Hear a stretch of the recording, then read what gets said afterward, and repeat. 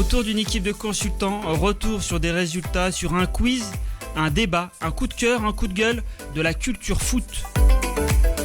En dernière partie d'émission, un invité sera avec nous pour revenir sur ses débuts, ses émotions, ses défaites, ses victoires, ses ambitions. Un acteur du ballon rond qui se livre comme il le fait rarement. On vous attend chaque semaine au 100% football amateur sur RGB 99.2 FM le lundi de 19h à 20h et réécoutez l'émission sur radio-rgb.net. Ravi de vous retrouver pour un peu moins d'une heure entre gestion de carrière, formation et équipe de France ce soir. C'est à Cergy et nulle part ailleurs. Voici les titres, chers auditeurs, auditrices. Dans les coulisses du football, Bruno Satin raconte le rôle des agents. Naïsna 2010, crise du football pro ou traumatisme pour tout le football français. À Sarcelles, Ali Fofana tourne la page d'une génération. À mes côtés, bonsoir Mohamed Tazamouche. Bonsoir. Enchanté. Tout va bien? Enchanté. Content d'être là, toujours. Pareil, quand on m'invite, je suis présent. Merci Mohamed. Et à ta gauche, Amidou Konaté. Comment vas-tu, Amidou? Ça va, Farid, bonsoir. Merci messieurs d'être à mes côtés. Voici le programme, mesdames, messieurs. Le métier d'agent ne se limite plus au transfert. Entre gestion de carrière, image et nouvelles technologies, Bruno Satin décrypte l'évolution d'une profession devenue incontournable dans le football moderne. Il est avec nous au téléphone dans quelques instants. 16 ans après le scandale de Naïsna en 2010, cet épisode continue de diviser le monde du football français. Au-delà du fiasco sportif, c'est tout le football français qui a été fragilisé aussi bien chez les pros que chez les amateurs. C'est le débat de la team. Figure du football de formation à Sarcelles, Ali Fofana a accompagné pendant de longues années, plusieurs années même, des jeunes joueurs en U19 nationaux. Entre exigences sportives et rôle éducatif, ami d'enfance de Riyad Mahrez, il revendique un attachement profond et sincère à Sarcelles et à sa jeunesse. Bienvenue à ce micro, Ali. Bonsoir Farid, bonsoir à tous.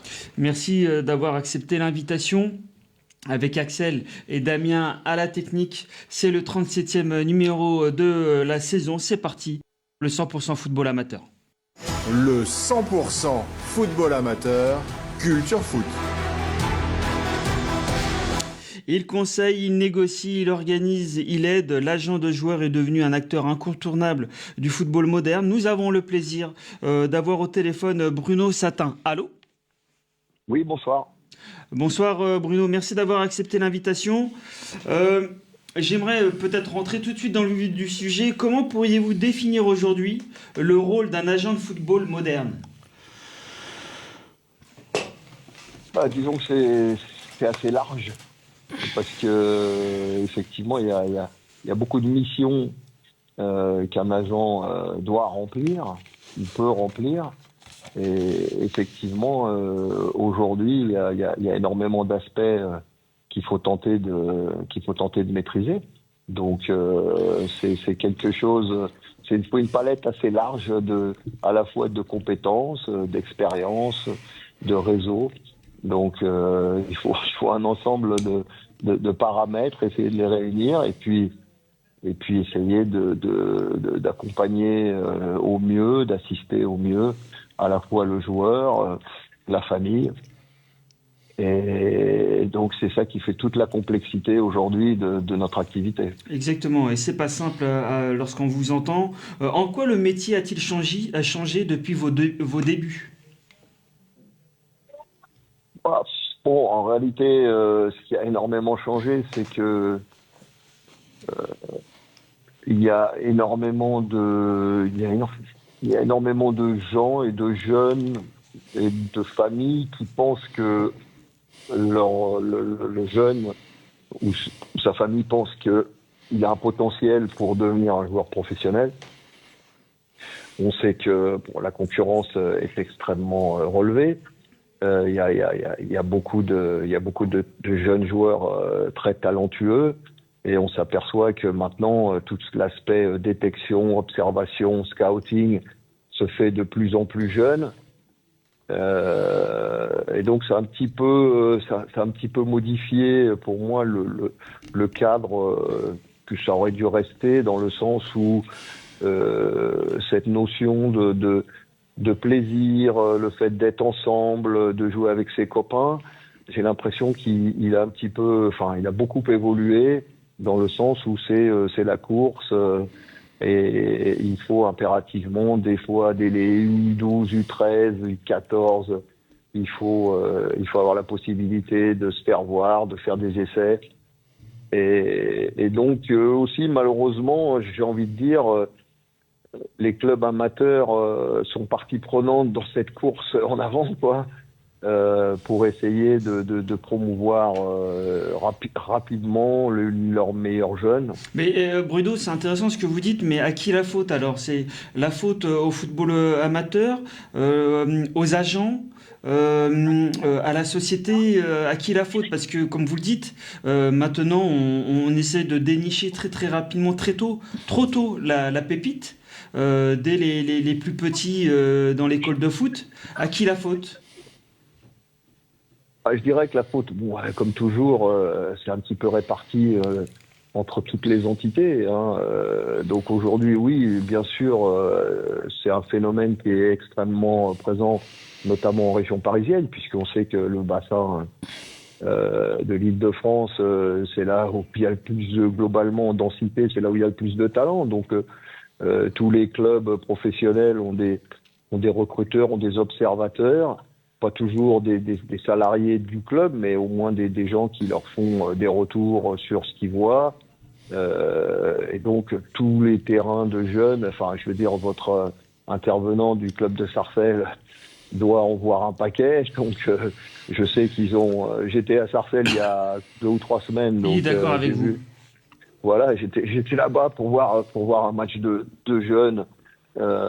Et donc, effectivement... autour des terrains, il y a un maximum, mais je dirais, c'est vrai que c'est valorisant aussi pour des clubs amateurs de pouvoir envoyer des joueurs dans des clubs professionnels, parce que aussi, ça leur permet accessoirement de récupérer quelques subsides quand il y a un joueur qui va en pro, mais je considère que maintenant c'est trop tôt, trop vite, et le fait d'avoir tous ces clubs qui veulent bloquer des gamins avec des accords de non-sollicitation très tôt. Je sais que c'est l'évolution, mais bon, je considère que effectivement c'est trop tôt et ça va trop vite et qu'on perd un peu justement ce plaisir pour les gamins de profiter, de jouer ensemble. Et ils perdent un peu l'essence même du jeu de foot, quoi. Exactement. Donc, avant de laisser la parole à Amidou et à Mohamed, les consultants, j'ai perdu le fil, mais c'est pas grave. Les agents, Bruno, sont souvent critiqués dans les médias. Cette image vous paraît-elle juste? Oui, bon, enfin, vous savez, c'est toujours pareil, hein. On parle toujours des trains qui arrivent pas à l'heure, donc bon, c'est malheureusement. Vous comparez donc à la SNCF, Bruno. Pardon? Vous comparez à la SNCF. Oui, non, mais globalement, bon, il y a une très très grande majorité de gens qui essayent de faire leur métier de façon sérieuse. Naturellement, il y a toujours des gens qui sont un peu en dehors des clous, et bon, Dieu sait si en région parisienne, on voit une génération spontanée de gens qui se prévalent de ce titre d'agent. Sans licence. Qui sont naturellement sans licence, et qui sont au mieux des observateurs, rabatteurs, et qui vont essayer d'avoir quelques connexions, soit avec des agents plus importants, soit directement avec des clubs. Et puis d'être les premiers à observer le jeune. Bon, en plus, je trouve que je connais très bien le Val d'Oise, puisque je suis originaire moi-même du Val d'Oise. Donc, j'ai joué dans les clubs de la région, Cosmo de Taverny, Saint-Prix, Hermonde, tout ça. Donc tout l'environnement. Alors, c'est sans doute pas les joueurs que a connu notre éducateur là, mais je me souviens déjà de Sarcelles à l'époque des Karim Bouzlidi, Gérald Darnal, ou même c'était avant les Christian Val, les Marès, tout ça. Donc on connaît tous les joueurs qui sortent du club de Sarcelles. Et donc on sait qu'il y a énormément de joueurs de qualité.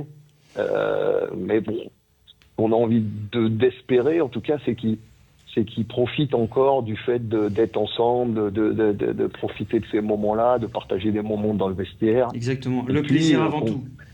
Ouais, c'est ça qu'il faut garder, parce que le jeu de foot, c'est ça qui fait son succès de par le monde, c'est ce côté ludique. Donc profiter, et puis sans oublier qu'effectivement ça reste un sport collectif.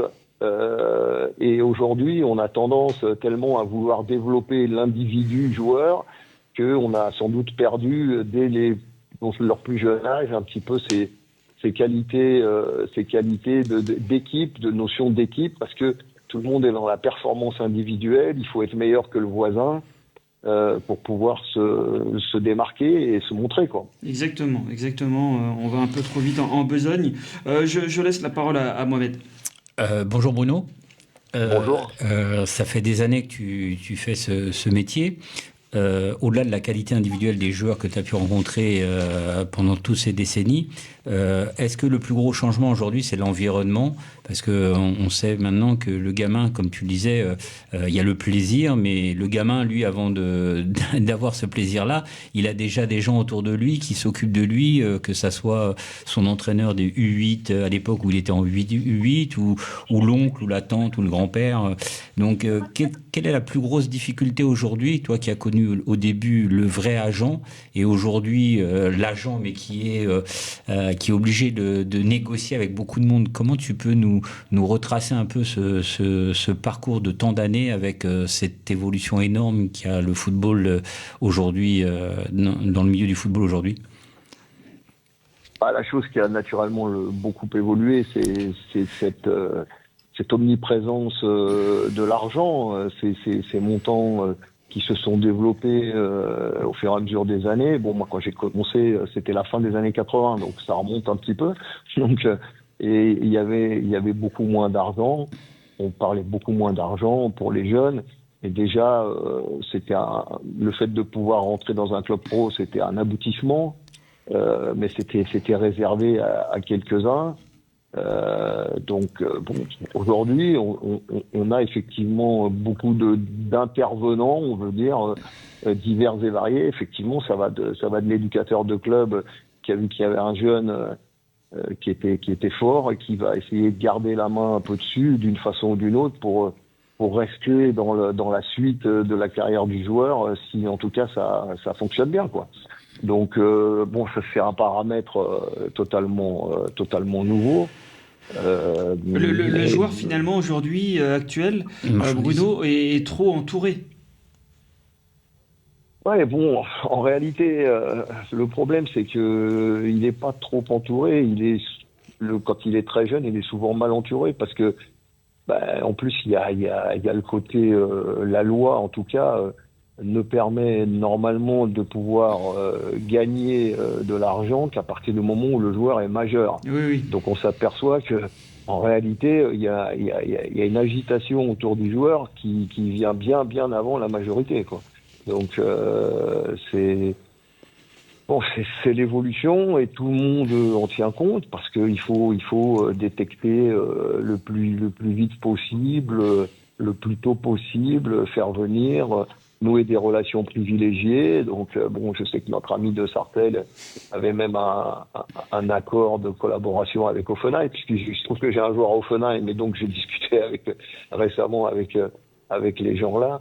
Donc tout le monde essaye un petit peu de tirer son épingle du jeu, que ça soit les parents qui vont pousser leurs gamins, ceux qui prennent des préparateurs individuels en 8, 1 heure, on voit des trucs totalement lunaires, on pour moi, qui sont lunaires. Non, on partage complètement, Bruno. Je laisse la parole à Amidou qui a une question pour vous. Oui, bonjour Bruno. Bonjour. Moi, je voulais savoir un peu à côté, on sait aujourd'hui qu'un club, lorsqu'il désire un joueur, il va sortir le chéquier, le palmarès, l'institution. Je sais qu'entre agents, il y a... Qu'est-ce qui fait qu'un joueur, ou du moins son entourage, va faire qu'ils vont opter pour un tel ou un tel agent? Un peu les agents, c'est un peu comme les clubs qui se battent entre eux. Qu'est-ce qui fait la différence, en fait?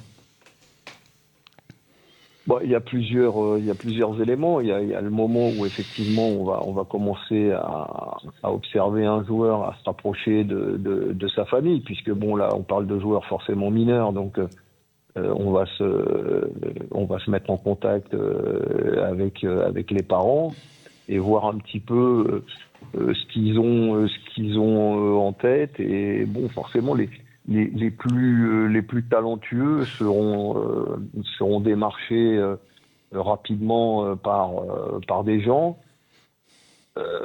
Après, bon, quand on arrive déjà sur des agences d'un certain niveau, il peut y avoir le feeling, il peut y avoir un côté communautaire aussi qui est important.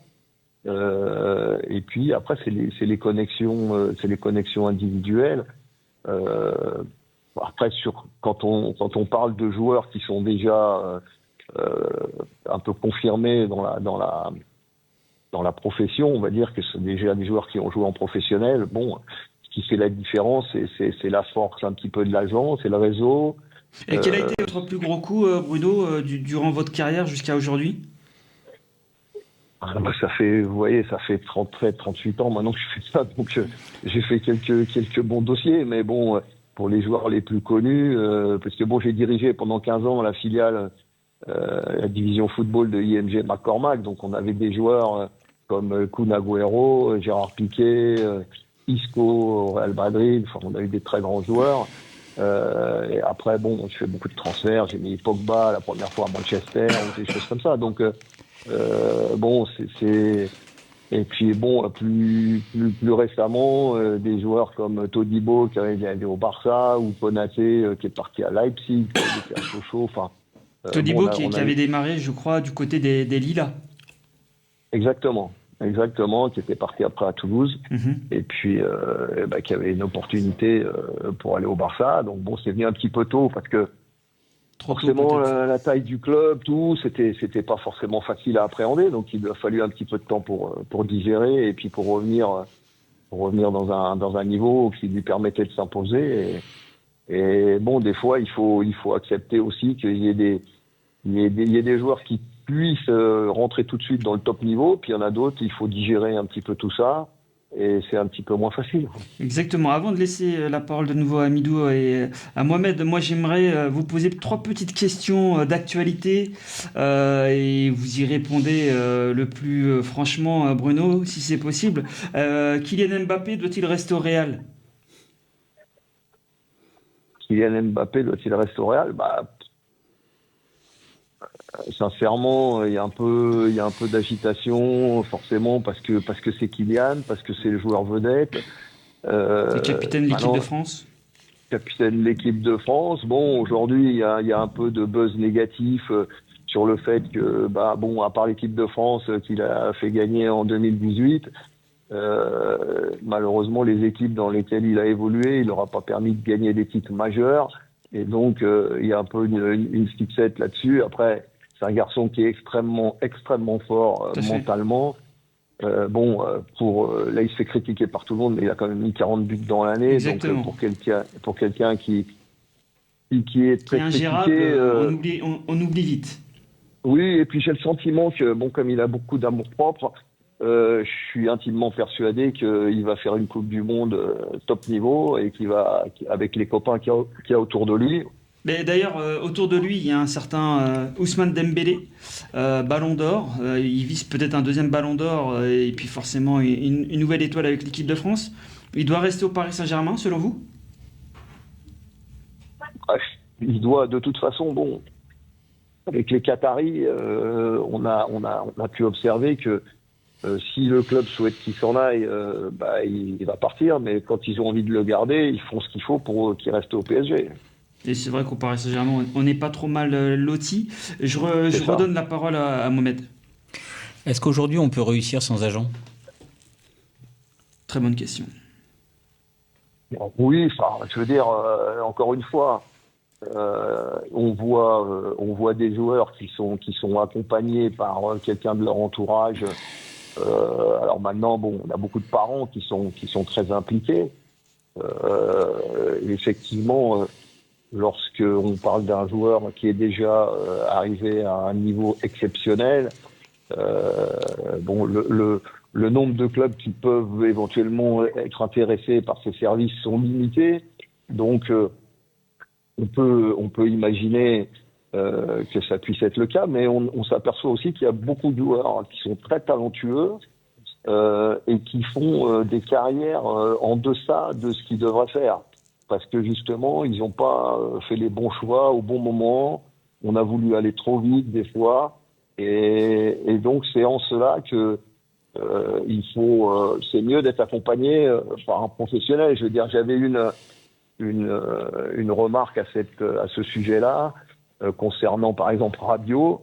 Et j'avais dit, bon, au moment où il était venu à Marseille, ça n'avait rien contre Marseille, pas du tout, puisqu'ils avaient réussi un très beau coup en attirant Rabiot. Mais si Rabiot avait été accompagné par un vrai professionnel, j'ai le sentiment qu'il ferait une autre carrière, en tout cas depuis son départ du PSG. Exactement, il serait peut-être resté dans le club de la capitale. Dernière question d'Amidou. Oui, Bruno, je voulais savoir quelle est la nature des rapports entre un agent et les clubs. En réalité, bon, les relations avec les clubs sont très importantes, puisque le fait d'avoir un réseau de confiance avec des gens qui vous connaissent permet d'avoir un dialogue permanent et donc de pouvoir proposer les services du joueur, ou en tout cas d'envisager la possibilité pour le club de le recruter. Donc c'est extrêmement important d'être relativement connu, d'avoir ses entrées, pour pouvoir balayer le maximum d'opportunités pour le joueur. Après, à la fin, c'est quand même le joueur qui choisit ce qu'il ressent. Après, bon, il peut être conseillé à la fois par sa famille. Après, on s'aperçoit que, et c'est ça un peu le souci des fois, c'est que c'est plus la famille qui va choisir la suite que le joueur lui-même. Donc, et ça, c'est plus dérangeant parce que la famille a forcément pas tous les éléments. Naturellement, c'est facile de s'apercevoir que bon, il y a une proposition économique qui va être meilleure que l'autre, mais c'est pas le seul paramètre. Exactement. Il y a Mohamed qui voulait rebondir. Justement, pour rebondir, est-ce que l'agent, je sais pas si je peux employer ce terme, mais je vais l'employer, est-ce que l'agent est maqué avec des clubs, justement, et du coup, on inverse la courbe en se disant que si je vais chez cet agent-là, j'aurai tel et tel club, alors que si je vais chez l'autre, j'aurai tel et tel club. Est-ce qu'il y a quand même une grosse empreinte de l'agent avec les clubs? Oui, bon, il y a des agents qui vont être, comment dirais-je, qui vont avoir des affinités avec certains clubs, parce qu'ils vont avoir des affinités avec certains dirigeants. Alors bon, ça vous aura pas échappé qu'il y a aussi beaucoup de mouvements concernant les dirigeants. Donc d'un coup, vous avez un directeur sportif qui va changer de club, et donc c'est en même temps, cette relation avec le club, elle sera peut-être moins forte. Donc, mais effectivement, il y a certains clubs et certains joueurs, agents qui ont des entrées plus précises, plus proches, plus faciles avec certains clubs. C'était votre cas, Bruno? Ouais, mais comme je vous l'ai dit avant, j'avais des clubs où effectivement il y avait un relationnel fort parce qu'il y a eu des dossiers qui ont fonctionné. Et puis de la même manière, par exemple moi pendant un moment j'ai fait pas mal de dossiers avec Liverpool, que ça soit à l'époque Gérard Houllier ou après Rafa Benitez.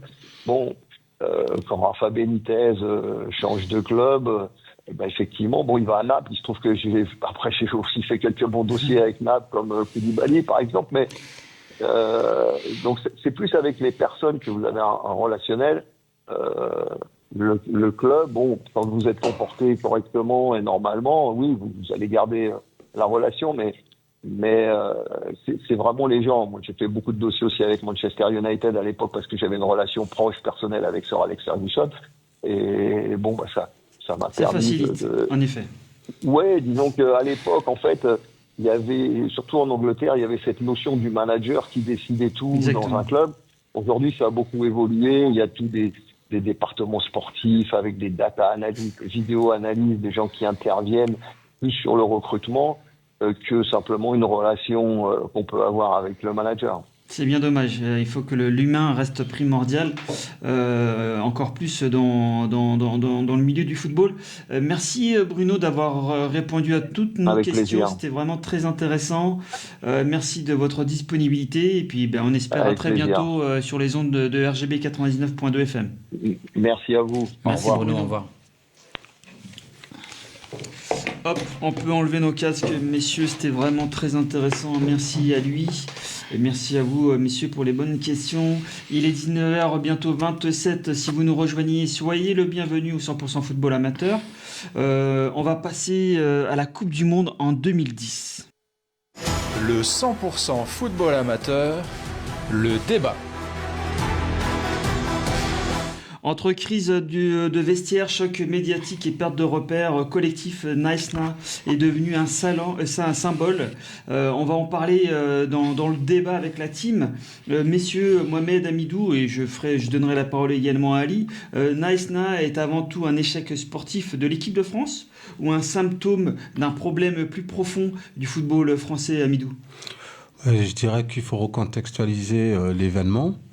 Et à l'époque, il faut savoir qu'une Coupe du Monde, tout le monde le sait que c'est un rêve d'enfant. Et que malheureusement, la constitution d'une liste, d'un groupe, elle relève de la compétence du sélectionneur et de son staff. Et je dirais que donc l'échec de la Coupe du Monde, c'est surtout l'échec de la Fédération française qui n'a pas su mettre en place la bonne personne. Mais c'est l'échec aussi de Raymond Domenech, parce que je rappelle le bilan, éliminé dès le premier tour, 0 victoire, 1 nul, 2 défaites. Oui, mais il fait une finale de Coupe du Monde. C'est lui qui a composé comme l'équipe. Il fait une finale de Coupe du Monde. Avant. Ouais. Donc, mais il n'y avait pas les mêmes joueurs, c'est vrai aussi. Donc ce que je veux dire, c'est qu'à un moment donné, bien entendu, Raymond Domenech, c'est la tête de gondole, c'est lui qui porte la responsabilité, mais il ne s'est pas autoproclamé sélectionneur. Et encore une fois, quand je parle de la fédération, c'est la constitution d'une liste. Didier Deschamps, je ne suis pas forcément fan. Vous savez très bien comment il constitue sa liste avec des joueurs qu'on sait qu'il a un 11 titulaire, avec des joueurs de complément et des ambianceurs. Voilà, on se rappelle tous de Adil Rami, mais dans les coulisses, pas sur le terrain. Aujourd'hui, à l'époque, quand vous voyez une liste de Domenech, c'est que des fortes personnalités. C'est vrai que dans la liste de 2010, je ne sais pas qui était l'ambianceur. Voilà. C'est des égos. De mémoire, je crois qu'il avait les 3 meilleurs buteurs de 3 championnats différents, des monstres. Vous mettez des monstres ensemble. Et sauf que celui qui doit... Le dresseur, il a peur des monstres. Qu'est-ce qui se passe? Il se fait bouffer. Et je pense que c'est surtout ça. Il n'a pas su, peut-être un peu... Moi, je reviens à la Coupe du Monde 98, où je faisais partie de ceux qui trouvaient que c'était un scandale, qu'Aimé Jacquet laisse sur le bord de route des gros caractères comme Cantona, qui n'a pas fait la Coupe du Monde, mais on l'a gagné la Coupe du Monde. Il savait qui voulait pas. Et donc, je pense que Domenech, il n'a pas fait ce travail. Il n'avait pas forcément les compétences aussi. Mais à l'époque, c'était un monde des copains. Et je pense que sa place, il l'a dû parce qu'il était copain. Et ça a donné ce que ça a donné. Exactement. Mohamed, selon toi, l'image du football professionnel a été durablement ternie à cause de Naïsna en 2010 ? Obligatoirement, oui, on peut répondre que oui. Il faut se rappeler quand même comment ils se sont qualifiés. Une main de Thierry Henry. C'est ça, c'est pas la main de Dieu. Voilà. Mais... Donc ça a commencé ici quand même. Il y a eu beaucoup de tapage sur cette période-là. Derrière, il écarte Thierry Henry en le mettant sur le banc. Comme il a dit, il y avait des fortes fatalités, il y avait Gallas. Quand on voit le reportage, Patrice Evra, c'était quand même des sacrés caractères, et on le voit sur le reportage. Il y avait Adelka, donc forcément, il s'est pas fait que des amis. Maintenant, c'est lui qui les a sélectionnés, comme l'a dit Hamidou. C'est lui qui a fait la sélection. Pour en revenir, il avait été placé par la fédération parce qu'il était à la direction technique nationale, et donc ils avaient placé un de leurs membres. Oui, franchement, ça a été un sacré fiasco, il faut le reconnaître. Maintenant, quand on regarde le reportage, on se rend compte que... Sur Netflix, il dit quand même que ce qu'a rapporté l'équipe, c'est pas ce qui a été dit. Et c'est malheureux que... Autant d'années après, on l'a entendu, alors que l'équipe a vendu je ne sais pas combien d'éditions sur ce titre-là, qui était très... Sur la phrase soi-disant de Nicolas Anelka à la mi-temps. Dans le reportage que j'ai eu la chance de voir, il dit quand même qu'il n'a jamais dit ça. Exactement. Et il dit, je m'en tape. Clairement, il dit, je m'en tape qu'en gros, c'était pas à moi de dire ça, alors qu'il savait que derrière, il y aurait eu les conséquences. Et je pense, il y a eu des conséquences. Je pense qu'il s'est couvert après, grâce à ça, sur le résultat qui a été catastrophique. Exactement. Ali, je voulais te faire intervenir là-dessus. C'est vrai qu'on l'a vu après Naïsna en 2010, et c'est quelque part un mal pour un bien. Il y a eu des changements positifs dans la gestion du football professionnel. Mais toi, quel est ton regard sur ce qui s'est passé à cette époque ? Alors honnêtement, quand ça s'est passé, déjà j'étais en vacances. Je m'en rappelle parce que ça m'avait marqué. On était à l'étranger avec des amis, dont Mohamed Koulibaly. Et quand on a vu ça, on a été surpris par rapport à tout ce tapage. Après, attention, c'est pas un petit incident non plus. Non. Là où ça peut être dérangeant, c'est qu'il y a des choses qui ont été dites, qui ont été relayées. On en a parlé dans la presse internationale. À aucun moment il y a eu un démenti. Les propos de Nicolas Anelka. Encore aujourd'hui, il n'y a pas eu de démenti.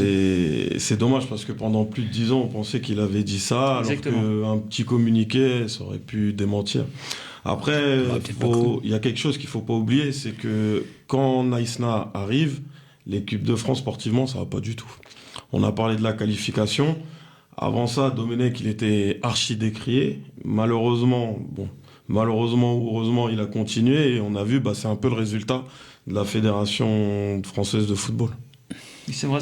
Mohamed, je voulais te faire intervenir également. Sans Naïsna, est-ce qu'on aurait eu la reconstruction qui a mené au titre en 2018, pardon ?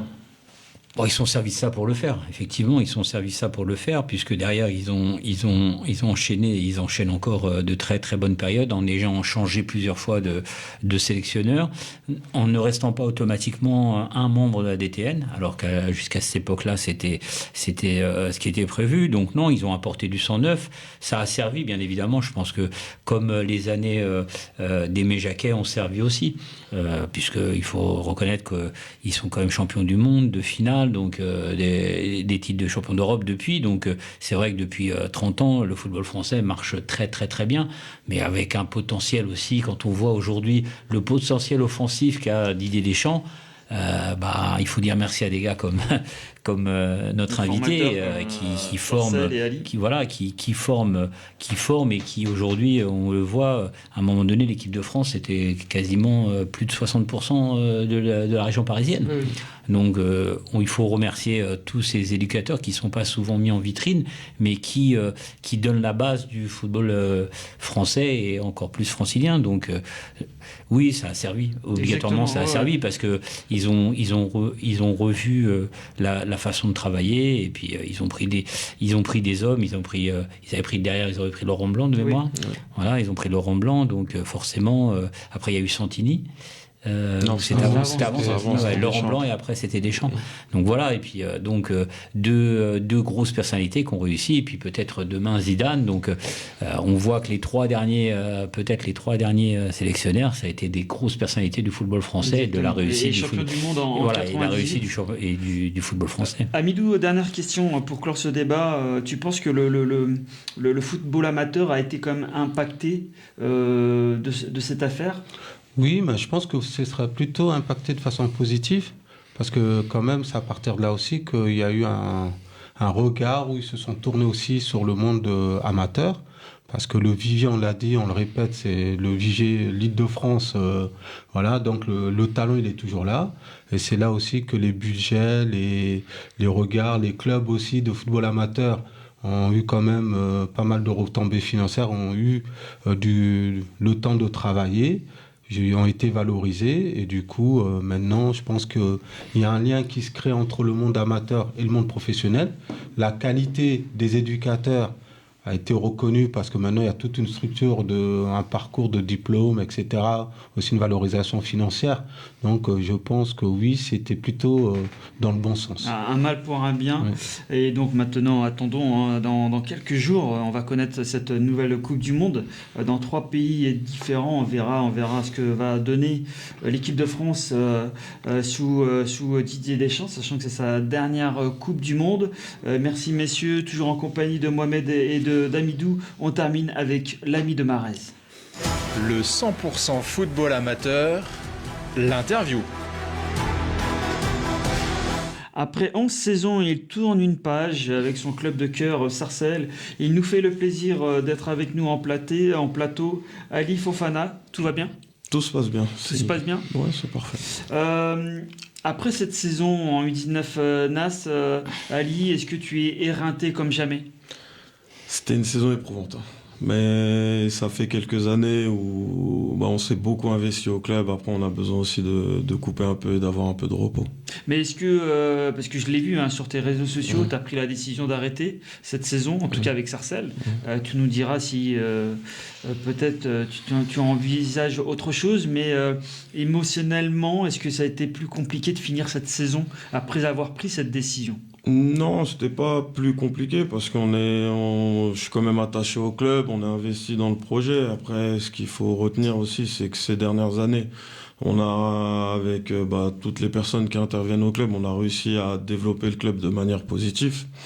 C'est vrai que sportivement, les résultats cette année, c'était pas ce qu'on attendait, mais personnellement, je vis pas ça comme un échec. C'est plus de l'apprentissage déjà pour le club, pour moi personnellement aussi. Parce que 19 ans nationaux, faut pas oublier, on joue contre pas mal de joueurs qui s'entraînent avec des Ligue 1, certains qui ont joué en Europa League, qu'on a joué quelques matchs avant, donc c'est plus de l'apprentissage. Après, c'est là-dessus où je voulais aussi en venir avec toi, Ali. Oui, le championnat U19 NAS est devenu très exigeant avec des clubs professionnels et des structures importantes. Est-ce que tu as parfois le sentiment, est-ce que tu as eu parfois le sentiment qu'un club comme Sarcelles ne joue pas dans la même cour ? Ah oui, bien sûr. Ah, ça, on va pas se comparer. Même déjà les gros clubs de la région, comme le Racing par exemple, qui sont en avance sur nous sur pas mal de choses. Déjà côté infrastructure, à Sarcelles, on a beaucoup de licenciés. On compose avec 2 terrains et demi. Je trouve qu'on s'en sort déjà pas mal parce que avec ce qui a été fait, on est un club quand même qui est reconnu au niveau régional. On a réussi, maintenant ça fait pas mal d'années qu'on est sur les 17 ans nationaux. On a eu la chance de monter en 19 ans nationaux. Après, dans des conditions qui ne sont pas toujours optimales, mais bon, on réussit à s'adapter. Et je pense que l'adaptation aussi, ça fait partie du foot. Exactement. Après, on a les résultats qu'on a eus cette année. C'était vrai que c'était un peu délicat. C'est pas évident à vivre parce qu'on est tous des compétiteurs, on aimerait toujours gagner, surtout en plus ces dernières années. On a eu des résultats plus positifs que négatifs, mais comme je l'ai dit tout à l'heure, on peut pas vivre ça comme un échec parce que c'est plus de l'apprentissage. Descendre, gagner, ça fait partie du jeu. Perdre, descendre, ça fait partie du jeu aussi. Donc, faut tirer les enseignements de tout ça pour pouvoir, pourquoi pas, l'année prochaine. Revenir encore plus fort. Exactement. Être éducateur en U19 NAS, c'est plus un rôle de coach ou un rôle de grand frère ? Alors à Sarcelles, c'est un rôle de coach, un rôle de psychologue, un rôle de grand frère. Ça, je tiens, parce que on a des jeunes qui sont issus de milieux compliqués. Ça veut dire qu'il faut aussi les accompagner. Il y a un volet social où je me suis pleinement investi pour certains d'entre eux qui avaient des vies assez délicates. Après, les conditions aussi, on s'entraîne, on finit à 22h. Des fois, on a des petits qui ratent le premier train, donc ils sont obligés de prendre le second. Ils rentrent chez eux, ils ont 1 heure de transport. Des fois, à minuit, ils rentrent chez eux. Le lendemain, ils se réveillent à 6h du matin. C'est-à-dire qu'il y a de la gestion aussi. Mais tout ça, c'est enrichissant parce que on a, comme je l'ai dit tout à l'heure, on a des clubs, surtout sur les clubs professionnels où les joueurs, ils ont tout à disposition. Nous, on doit aller chercher et même pour les gamins qu'on a eus, ça leur permet aussi de voir la réalité des choses. Le foot, c'est bien, mais la vie aussi, elle fait partie intégrale de tout ça. Il faut essayer de tirer le positif de toutes ces expériences-là. Avant de laisser la parole à Amidou et Mohamed, quand tu regardes ton parcours à Sarcelles, il a été long, il a été beau. De quoi es-tu le plus fier aujourd'hui ? Le quoi je suis le plus fier? C'est une belle question. Alors déjà, il y a le volet sportif, parce que sportivement, ce qu'on a fait, surtout sur les dernières années, c'est exceptionnel quand même, hein, remettre le club au niveau national après tant d'années. Mais il y a le volet social aussi, parce que on a réussi... Ça te tient à cœur. Ah, ça me tient à cœur, parce qu'on a eu des situations vraiment compliquées, de jeunes qui, par moments, dormaient dehors, où on a réussi à les mettre en foyer, par exemple. Il y en a d'autres qu'on a réussi à accompagner parce qu'ils faisaient rien de leur journée.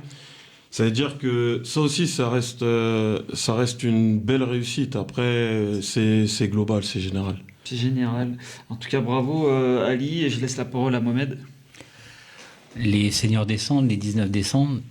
Est-ce que c'était pas le moment, au contraire, de s'investir 2 fois plus ?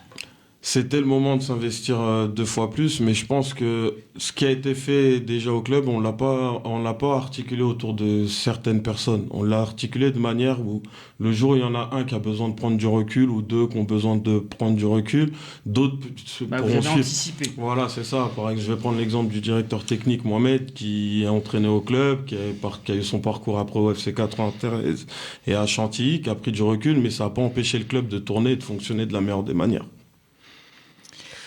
Mais la matière grise, c'est quand même vous qui l'avez.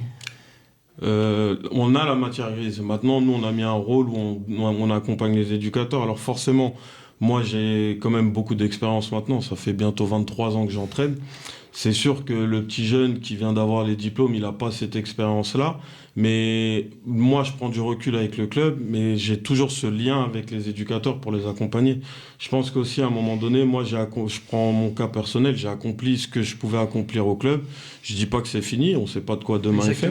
Mais il faut aussi laisser la chance aux plus jeunes pour qu'eux aussi apprennent aussi peut-être à se casser les dents, mais qu'ils apprennent. Parce que si jamais on est là, on va leur faire plus d'ombre qu'autre chose. Et dans l'idée, c'est aussi de les accompagner du mieux possible. Parce que ceux qui prennent le relais derrière, c'est des petits qu'on a vu grandir, qu'on a eu bébé pour la plupart. Et donc, à un moment donné, ils ont appris à nos côtés pendant pas mal d'années. Je pense que c'est aussi à eux de prendre le flambeau derrière. Amidou? Écoute, lorsque j'écoute Ali, j'ai l'impression qu'il parle d'une fin de cycle. Et je vais faire le parallèle avec le sujet qu'on a évoqué auparavant avec France 2010. Où la France justement sortait d'une épopée avec la bande à Zidane. Si je transpose ça à la méthode Sarcelles, parfois les transitions ne sont pas forcément réussies. Et est-ce que vous avez, vous, on va dire l'équipe sortante, les anciens là qui veulent prendre du recul, est-ce que vous avez des garanties ou des certitudes sur ceux qui vont vous remplacer, parce que la recette de la victoire ça se transmet pas forcément automatiquement. C'est difficile d'avoir des garanties. C'est un peu comme en début de saison, tout le monde joue la montée et puis au mois de janvier, tout le monde se réadapte. Après, aujourd'hui, la réalité, c'est que on a beaucoup œuvré, mais ce qu'on a fait, nous, c'est un peu un héritage qu'on laisse aussi derrière nous. Ça veut dire qu'on va les accompagner. Il faut qu'ils apprennent aussi de leurs erreurs. Il faut qu'ils apprennent de leurs victoires. Mais dans l'idée, c'est vraiment de les accompagner, pas d'abandonner le club. Et c'est pas le but. Parce que moi, là-bas, je suis originaire de Garges-les-Gonesse. C'est la ville limitrophe de Sarcelles. Mais on se connaît tous depuis, au-delà du foot. Ça fait plus de 20 ans qu'on se connaît. Aujourd'hui, moi, je prends du recul. Peut-être que j'irai ailleurs. Peut-être que dans 2 ans, je reviendrai à Sarcelles. On peut pas savoir. Mais on va pas les laisser à l'abandon. Après, aujourd'hui, nous, on estime que c'est aussi le moment parce qu'on a beaucoup œuvré. C'est l'héritage, c'est à eux de le récupérer, c'est à eux d'en faire quelque chose aussi. Peut-être que les résultats seront positifs, peut-être que les résultats seront négatifs, mais nous, on sera toujours derrière. En tout cas, moi, pour ma part, je serai toujours derrière. Tout à l'heure, on a eu Bruno Satin en première partie qui a mentionné quelques joueurs qui sont sortis de Sarcelles. Et moi, je pense forcément à un d'eux, notamment Riyad Mahrez. Il ressemblait à quoi avant de devenir professionnel, Riyad ?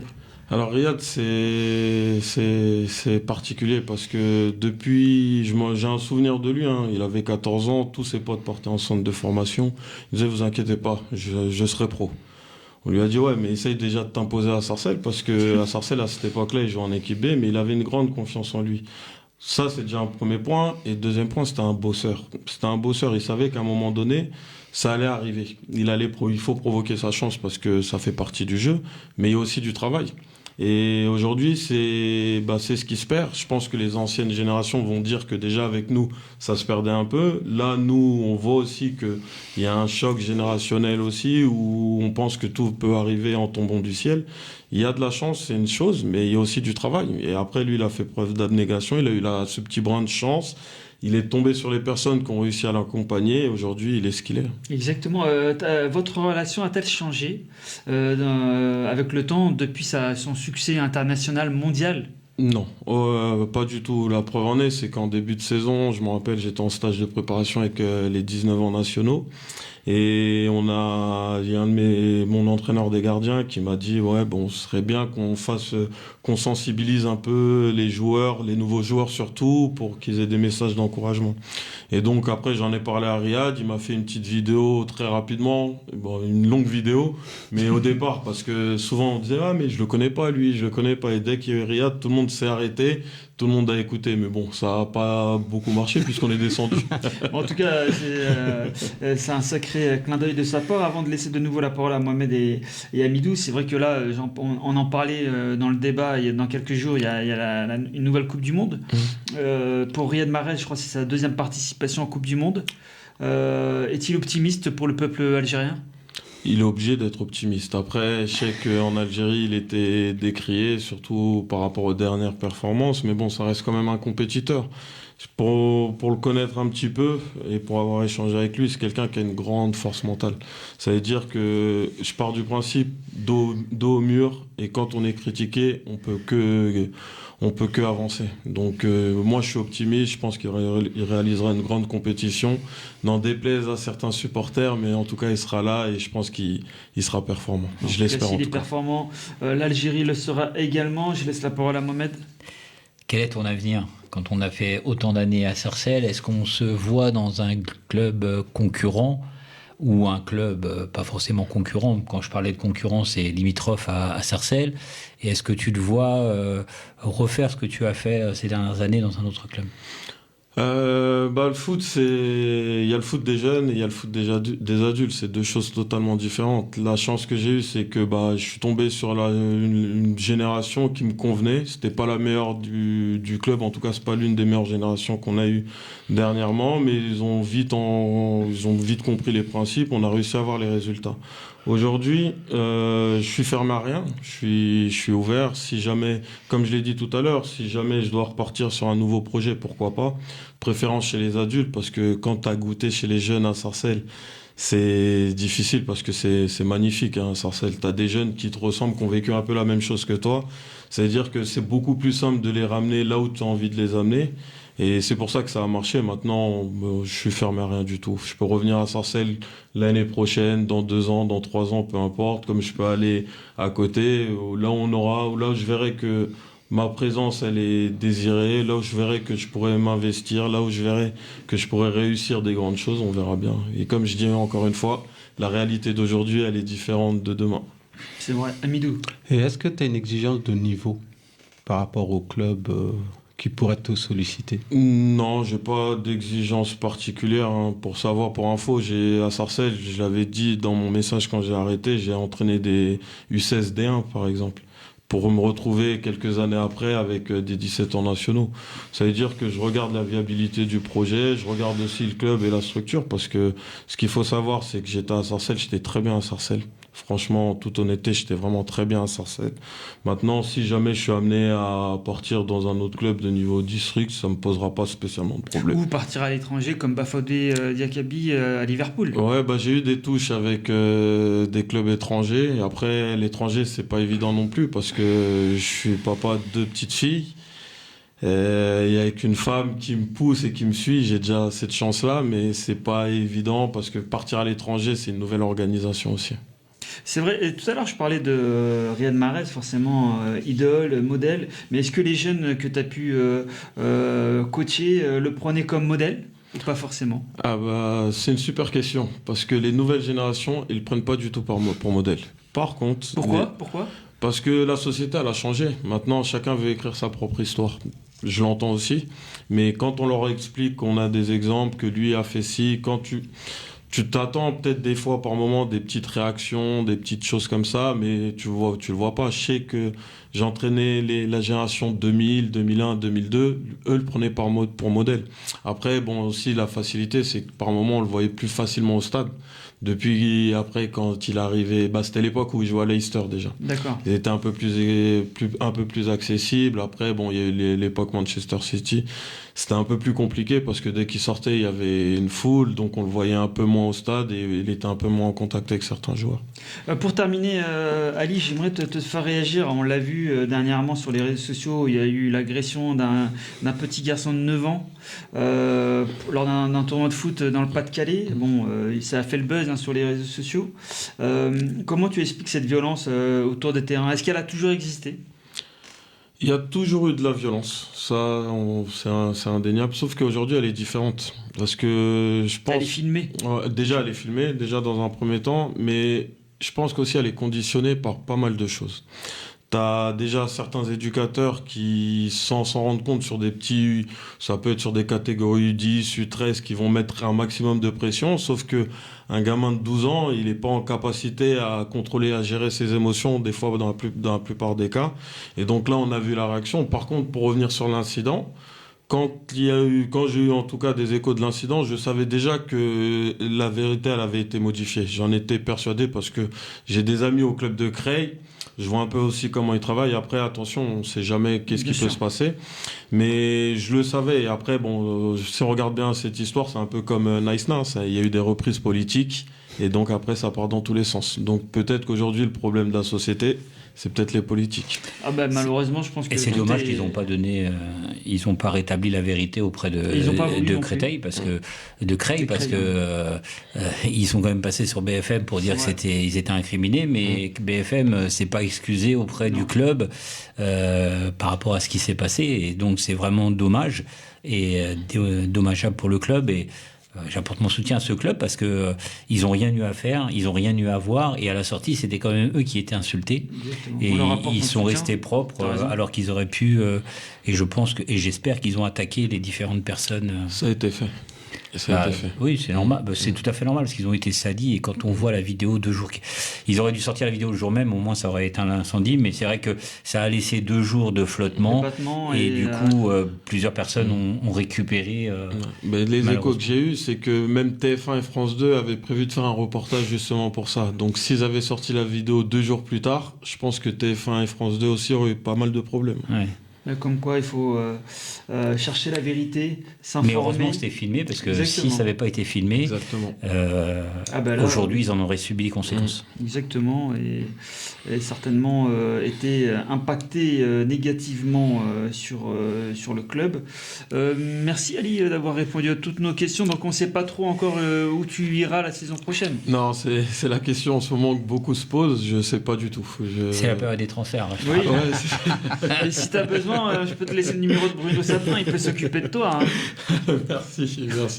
S'il nous écoute, s'il a quelque chose pour moi, on pourra échanger. Bon, en tout cas, t'es pas fermé France comme à l'étranger. Bon, l'étranger, c'est un peu compliqué. C'est pas évident, mais pourquoi pas. Après, la porte n'est pas fermée. Non, c'est pas fermé. Après, franchement, à la base, le foot, ça reste un plaisir dans tous les cas. Donc, il faut essayer d'aller prendre son plaisir. Après, c'est sûr que quand on entraîne à un certain niveau, ça devient un travail. Et ça, c'est une réalité. Mais bon, on verra ce que l'avenir nous réserve. Bon, on verra. Peut-être que Liverpool t'appellera également. Et je te le souhaite. En tout cas, un club anglais, parce que les clubs anglais sont quand même à des années-lumière des clubs français. En tout cas, c'était très intéressant. Merci Ali d'avoir répondu à toutes nos questions. Merci à vous. Comme à chaque fois, messieurs, on fait un dernier tour de table. Mohamed, merci d'être passé. Merci, toujours un plaisir. Les invités, on ne se connaissait pas, donc ça m'a permis de mettre un visage. Je connaissais de nom, mais pas physiquement. Et puis d'avoir discuté avec Bruno Sapin, c'est quand même une personnalité du football français. Donc c'est très enrichissant de pouvoir échanger. Et puis avec mon ami Amidou, et puis toi. Donc je suis toujours content d'être présent. On essaye de varier les plaisirs. Merci Mohamed. Amidou, merci d'être passé. Écoute, merci à toi, merci Ali pour la sincérité de ses propos. Je dirais quand même que là c'est une émission sur le football amateur, et quand même on voit quand même que à travers même les invités que tu as, et même à travers Ali, on voit que l'évolution, hein, ça se professionnalise. Donc bientôt, la limite, la frontière entre le pro et amateur, ça devient un peu translucide. Et c'est tant mieux, c'est que tout le monde progresse. Exactement, on se donne en tout cas les moyens aussi du côté de la Fédération Française de Football avec la future Ligue 3 à partir du mois d'août. On attend ça avec impatience et mot de la fin, il est pour toi Ali. Merci beaucoup pour l'invitation, c'était un plaisir de pouvoir échanger, de pouvoir mettre des noms aussi sur les visages et en tout cas c'était une belle expérience, merci à vous. Tu reviens quand tu veux peut-être pour nous donner ton futur club, tu es ici comme chez toi, en tout cas merci messieurs, j'espère chers auditeurs et auditrices que l'émission vous a plu, n'hésitez pas à écouter le podcast à partir de demain, merci à Bruno Satin qui est au téléphone tout à l'heure, à tous les trois, à Damien et à Axel à la technique. Oui, il est là, et j'ai vu la main de Damien. Merci messieurs, abonnez-vous, continuez à vous abonner sur les réseaux sociaux, vous êtes de plus en plus. Pour ma part, je vous donne rendez-vous la semaine prochaine et n'oubliez pas, le football ce n'est que du plaisir. Ciao.